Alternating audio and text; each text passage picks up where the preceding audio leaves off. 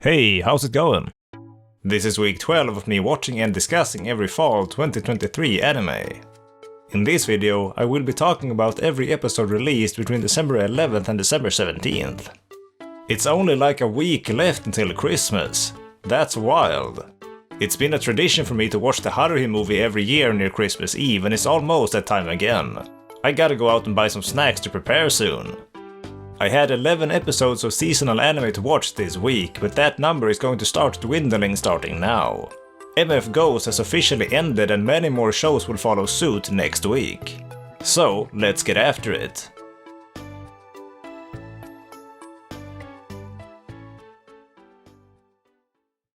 Undead Unluck, Episode 11. For me, this was easily the best episode of this show in weeks. We're finally getting to see our main duo do their thing together again, and it's an absolute blast. The way the start of the episode transitions into Fuku standing in this store was really cool. To show her panicked expression and then slowly narrow down the location and the context was brilliant. Their cute exchange when Undead Man then comes out also sets the tone for the rest of the episode in a wonderful way. These two are really killing it when thrown into these kinds of situations. Them choosing an outfit for Fuku was also super great, and there's so many cute expressions and fun lines of dialogue here. I really dig how Undead Guy is so straightforward, and the contrast this creates with Fuku, who is much more embarrassed about this stuff. I personally really identify a lot with his way of doing stuff. If you know what you like and what you think, then just be clear with it. No need to beat around some bush. Anyway, they settle on a cool outfit and then get ready to infiltrate this boat under the guise of a married couple. That's hype. Also, Fuku has long hair again somehow. What in the shit, how did that happen? You know what, it doesn't matter, I'm all for it. We get to see another pretty cool looking lady towards the end of this episode who seems to be teamed up with our villain. She seems cute, I'm excited to see more of her. Cool episode. It was great to finally get some more of what initially hooked me on this show.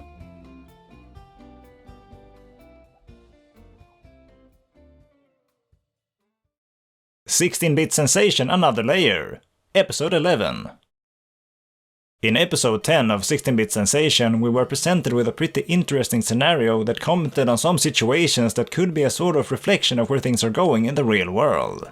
Here in Episode 11, we get some more interesting commentary of the same kind, but this time we're talking about AI and what effects it may have on art going forward. The way this series speaks of artistic media and how this field is changing with the passage of time is really compelling to me, and the stances these characters take towards these changes feels very relatable. Mamoru speaks of all the ways in which AI can be used as an efficient tool to help a creator more easily realize their ambitions, but he holds fast in his belief that AI needs to be complemented by a talented artist too in order to achieve truly good results. Apparently, in this timeline, AI is already so advanced that it can more or less create entire games all on its own. But it naturally lacks one critical thing, and that being passion. Once again, the way Mamoru speaks of this felt incredibly on point and really made it seem like he knew what he was talking about. He understands both the benefits of AI while also understanding its limitations, and also at the same time understanding where the value in art truly lies. This phrase in particular, when he says that AI can't feel conflicted or afraid about what it's made, really hit home for me. I'm sure most people who have dabbled in creative fields can strongly relate to this. I know I can at the very least, and indeed this is one thing AI won't ever do. This entire scene was just really cool to me overall. Anyway, Konoha later makes fun of the fact that Mamoru lives alone. She can be really savage when she wants to be, holy shit. These people are so damn cute. Also, Mamoru has perhaps the most cultured taste in ASMR that the world has ever seen. Bro is actually just listening to the sound of computers in his earphones. What a legend. Tiny Konoha is too cute for this world. I can confirm that Akihabara was indeed all of these things, and it was pretty damn magical. Anyway, Konoha then gets totally kidnapped by some evil corporation who I guess wants to put her in a tube and train AI models on her brain or some shit. This is turning into some pretty spooky horror or something now, holy crap. I will say however that I thought this exchange between Toya and this bad guy was pretty weak. He's just a generic greedy douchebag, and you would think he'd keep the details of this plan to himself, but instead, like any other dumb bad guy, he just gladly explains it to Toya here. This is most likely to communicate to the viewer what is going on, but this felt kinda cheap to me. But it's fine, it's such a minor detail. Konoha is spooked by the fact that she's been put in a plug suit looking thing. Damn, I kind of love this lady. At the very end of this episode, where Mamoru boots up this entire warehouse of PC-98s, this was absurdly hyped to me for some reason.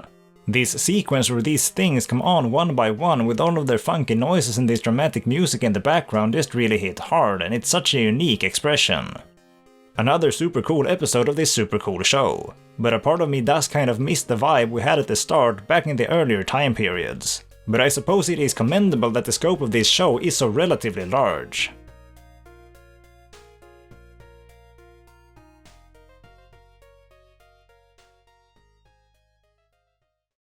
Dr. Stone, New World Part 2, Episode 10.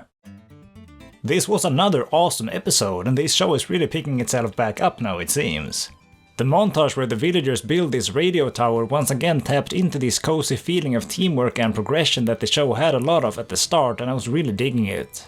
Seeing Kirisame do this microphone test was also absurdly cute. This fireworks display that happened later just really underscored this moment in a wonderful way and made things feel particularly emotional but in a tasteful manner. It was cool.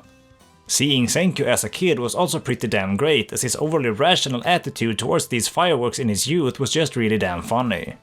Oh, also, Soyuz makes an absolutely wonderful decision and tells Kirisame to stick with Senku and the crew. Hell yes, man, I was a bit worried that she was only going to be relevant for this part of the series. I'm so hyped about the fact that she will be going along for the ride going forward. She's so damn cute. Kohaku isn't too far behind either, and this scene between her and Senku here by the spaceship also hit pretty hard. The notion that the dead can continue to contribute through the efforts they made while they were alive did kind of resonate with me here. A really cool episode overall. It feels crazy to be getting back to the others after all this time. I'm super hyped to see what will be going down as Tsukasa gets revived.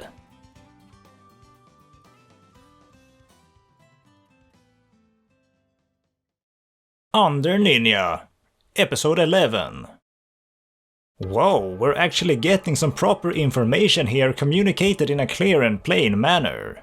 Ninjas apparently split up into two sides after some war, and now they're at war with each other. This is almost starting to make sense. These people on the roof are still going at it with this booger lady, and apparently they're not doing too hot. Main dude ordered a katana from Amazon, I guess, since it was delivered via drone right to him. Cool. Booger lady's katana came in a much cooler vehicle though, a damn rocket. That's some style. We also get some more scenes with this funny lady as she delves through some spooky tunnels. She plays a pretty damn good straight man to all the crazy shit going on. This cat is still absolutely flooring it on this bike too. I don't even understand where he's going, but I'm sure that's a minor concern. I guess we're all set to have the final standoff in the next episode, which I suppose makes sense considering it's the last episode. This has certainly been quite the adventure, in more ways than one.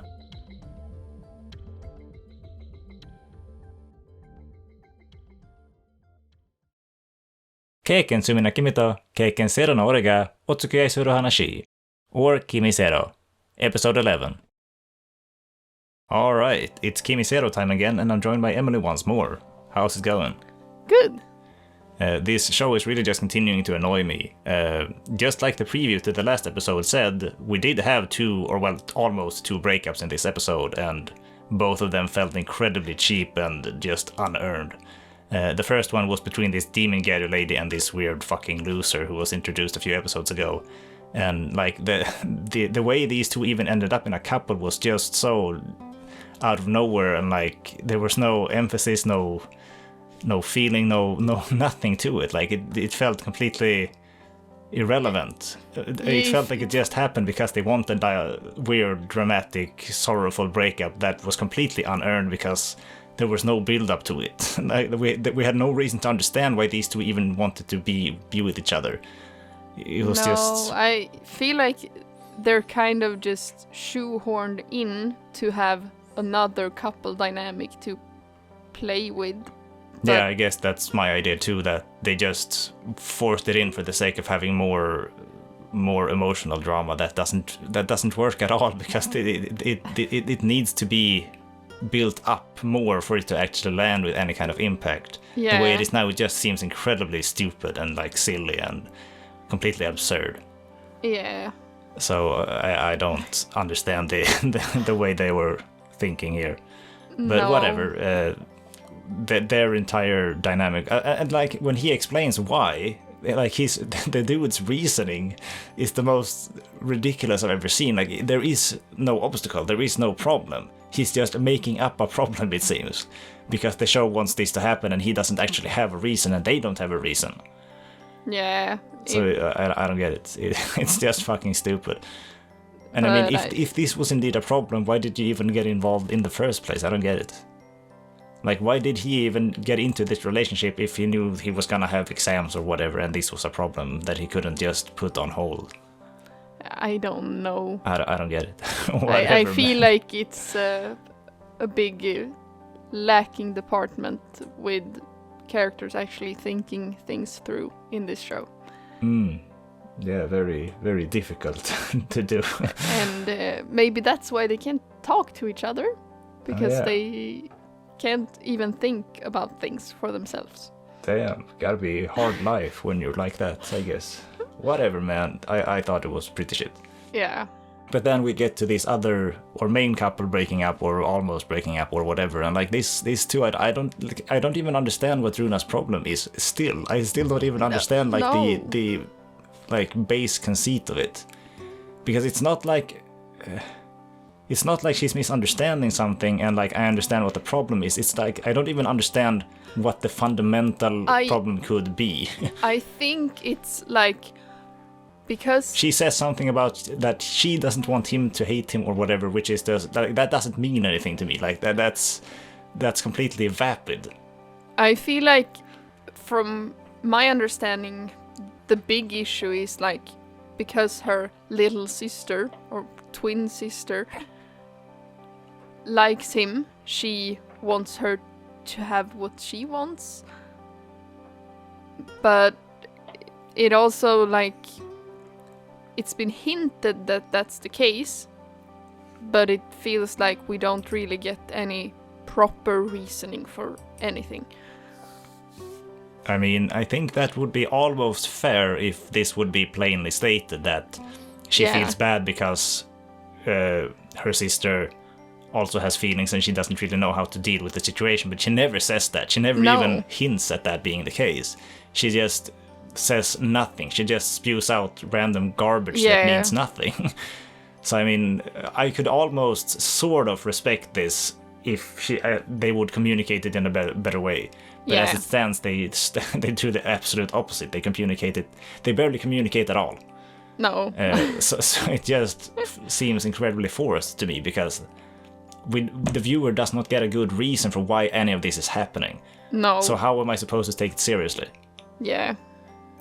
But yeah, whatever. I mean, they make up on whatever anyway, which is great, I guess. But like, this entire episode felt completely worthless because nothing happens. Or well, everything that does happens is just annoying and feels unnecessary. Yeah, it kind of feels like we're not moving forward at all. Yeah, like, I wonder if this episode I don't felt... know what the source material is like for this show. But I mean, I guess it would make some sort of sense if they had like they needed to fill out 12 episodes and they only have maybe 8 episodes worth of actual substance. So they have to drag it out like 4 episodes worth of episodes to actually fill out the 12 episodes. But at the same time, I would assume they are adapting the manga or whatever the source material is. I don't know what it is. Maybe it's a light novel. But I would assume this is also in the source material. Probably. In which case, it's probably not just filler for the sake of filler. No, but in that case, it's even fillery. I don't know if it did for me. Like this entire episode accomplishes nothing, but it's not because it's like this vapid whatever garbage. It's more because it's trying to present some sort of dramatic scene that probably might resonate to some people, but I'm not certainly among them since it's handled in such a poor way. For me, it felt more like we're just going back and forth and we're kind of stuck in the same place just after a dramatic event. Well, yeah, sure, but I mean, I think that's kind of the point, because like the general like stance the main couple is in right now is basically the same as it was in episode 3 or 4. Yeah. Because the show doesn't want this, like, their relationship to progress too fast, because in that case they can't string viewers along. So instead they have to like drag out these episodes with garbage just to like put the main story on hold, because if they reach the like end goal of their relationship too soon, then the series will end too soon, I guess. Maybe. But yeah, whatever, who knows. But like I always assumed that the end goal was gonna be that they have sex and everything is good, and yeah, she's happy and he's happy, all that. And like the preview does seem to hint that this is happening in the next episode, which may or may not happen. Who fucking knows? Yeah. But yeah, I mean the ride here has certainly been not the best. I'd say. No, it's been very pretty annoying, like agonizingly annoying at times. Yeah. But whatever, I really liked this show, like in the beginning. Yeah, me too. It was fun to just see cute people do cute things, like this innocent, dorky guy and this weird, messed up girl, like having a healthy relationship together. Yeah. But now, like, the show is intentionally throwing as many obstacles in the way of this as possible, and it just falls apart for me, because the thing I liked is intentionally being ruined by the show itself. For like these weird reasons that I don't understand them. Like, I can't take them seriously because they have no like authenticity in the world. Yeah, and it also kind of feels like, sure, it probably could work if the show would throw obstacles at them, if they actually like handled the obstacles properly. Oh, yeah. But like now, many of the obstacles are these trivial things, completely trivial things that could be easily solved by just having a 2-minute conversation. But instead, they don't. They do everything. The characters do everything in their power to avoid the most simple solutions available. Yeah. Which is just fucking obnoxious to watch. Like, who would want to watch that shit? Whatever, man. Whatever. It is what it is. It's one episode left now, and I guess we'll find out if they're gonna bang or not. Probably. Good shit. Do you think they're gonna do it, Emily? I don't know. I don't have any faith in this series at all anymore. Wow, that's harsh. But yeah, anyway, that's it for now. Thanks for joining me. Thank you. Bye now. Bye.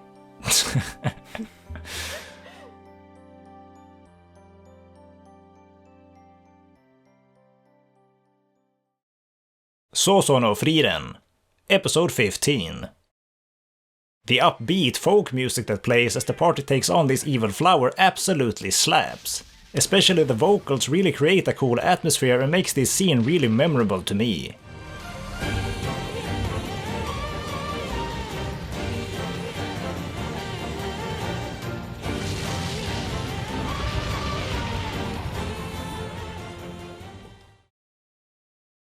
The build-up to Frieren taking it down was also effective and very well established. The entire first half of this episode had been working towards communicating the effects of this curse and the limited means our new priest had to dispel it. So when all of this was later put in motion, it hit with a good amount of weight and had a strong payoff. Also, the music is just fire.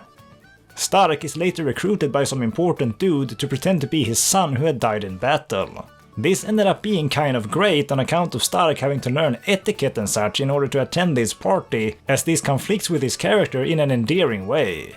Also, Frieren is eating a Baumkuchen here. God damn it, I really miss having these. I ate a ton of them when I was in Japan and they were absolutely divine. But they have nothing of the sort here in Sweden. Depressing times. Anyway, later on, Frieren is also roped into all of this, and Frien's reaction to this is just gold. The way this old dude keeps calling Frieren Stark's mommy is also just hilarious. This dancing scene was also pretty damn impressive visually, and I think it's really commendable that they allowed it to play out for such a long duration without resorting to the use of 3D or CGI. There's a ton of beautiful shots here. Also, Frieren is going to eat cake. Brilliant.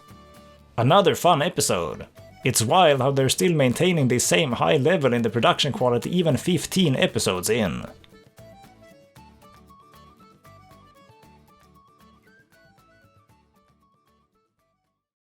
Hikikomari Kyuuketsuki no Monmon, Episode 10. Oh man. There's a ton of time spent on people just talking about war and politics and stuff at the start of this episode, and I'm just not interested in any of this. It's pretty damn boring. This eventually leads to a war starting or something, but like, once again, things are derailing in a weird direction for me. I'm not here for some action show or to see one-dimensional dudes kill other one-dimensional dudes. I'm just here for the cute girls. What is all this, man? Though I will mention one thing. Eventually this white-haired lady appears and holy shit, she's voiced by Yuki Aoi. Yuki Aoi has a role in this show. Mauma, what are you doing here, girl? Anyway, after this some more dull fighting occurs and then Hikikomari gets teleported somewhere. This bad lady from the last episode is apparently an ally, I guess, and we get this flashback of them as kids. They honestly look pretty damn cute here, especially Hikikomari, so I don't actually mind this. Quite adorable. Then they kiss and Vilhace goes nuts. I swear the animation in this cut looks incredibly familiar to me, but I can't place from where or why. It feels like it's a reference to something, but it's sadly lost on me. Anyway, this scene where these girls were just doing goofy things was not bad. This is why I'm here. But it does look like we're going to be getting a lot more fighting and all that other boring stuff in the next 2 episodes. What a bummer.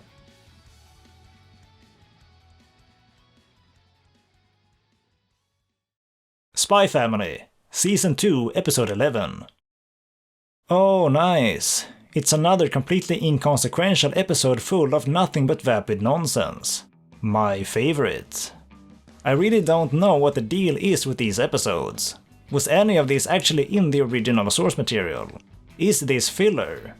Whatever the case, it just really feels like they're scraping the very bottom of the barrel here. Desperately trying to come up with something, anything to animate. The first part with Becky and Lloyd is bordering on actually just being uncomfortable to watch. Maybe I'm just behind on the times in terms of comedy, but seeing some grade school kid try to pursue a romantic relationship with an adult is not my idea of a fun time.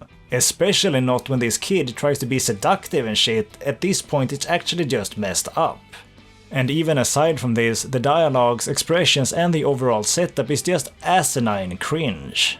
To me this is just embarrassing. I thought the second half of the episode was crap too, but I don't care enough about it to get into it. It is a relief that the next episode will be the last one, at least for a while.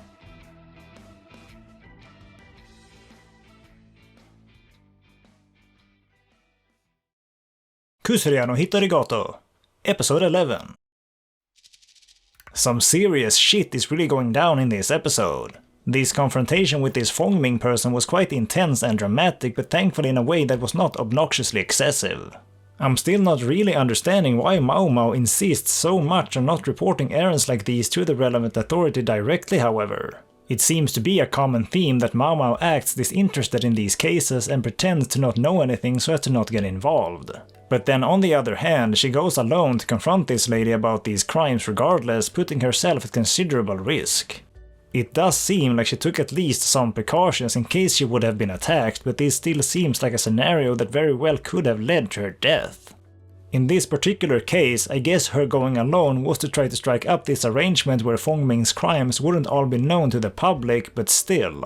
Is this detail worth Mao Mao risking her life for? Anyway, this purple concubine then leaves the rear palace and we get to learn that Jinji is likely her child, as there had maybe been some swapping shenanigans going on. And apparently Mao Mao is somehow connected to Fongming's family or something. I didn't really understand what the implication was of Mao Mao's name being in this list. Spooky.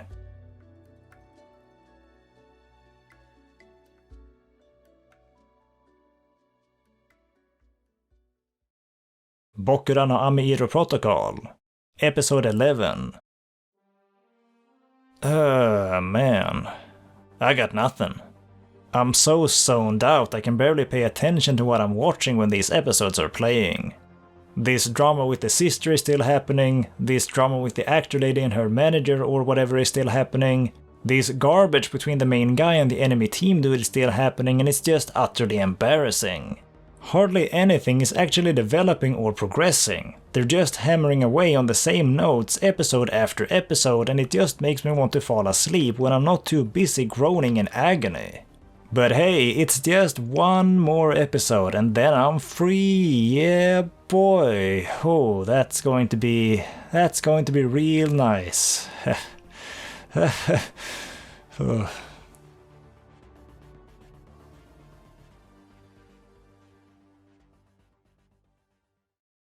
MF Ghost, Episode 12. Man, when the song Spitfire started playing as Kanata was starting his qualifying lap, I lost my damn shit. I've played that song in Beat Saber so many times, so when those first synth notes faded in I got so damn hyped. What a brilliant song to send this season off with. Awesome shit. I also quite enjoyed the structure of this episode. The pace felt relaxed and comforting without becoming boring. The way we flipped back and forth between seeing racers do their laps and just seeing Kanata and Ren go about their days was great. These states complemented each other well. I also appreciated the backstory we got about Kanata's mother, that was quite cute. This episode didn't really have the gravity of a more typical season finale however, but I guess it was always the intention to keep this show going. This episode basically ends on a cliffhanger right in the middle of Kanata's qualifying race, which is certainly a bold move. It almost feels like the end to just any other episode. I guess I'll have to come back for the next season to see what happens, huh? Overall, I had a good time with this series. I thought it had a bit of a dip in the middle portion and things kind of grew a bit stale for me there. The tone became too flat and many episodes felt like they sort of blended together. I think this show is at its best when it mixes the racing with the character interaction bits. Kanata and Ren had a cute dynamic, there were a ton of cool racing moments and the music absolutely slapped at many parts. I will definitely be keeping my eyes peeled for the next season.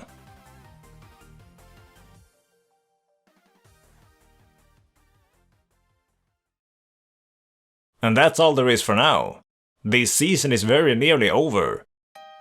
MF Ghost became the first real show to end and many others will join it next week. It's been quite the ride. My three favorites are still 16-bit Sensation, Kusuriya no Hitorigoto and Sousou no Frieren. It feels cool to know that two of these are actually going to be continuing. That's pretty damn hype. It's going to be such a blessing to be rid of Ameiro Protocol after next week too. I can't wait for that to be over with. But anyway, that's all I've got. Thanks for watching my stuff, I hope you have a cool day, and see you next week perhaps.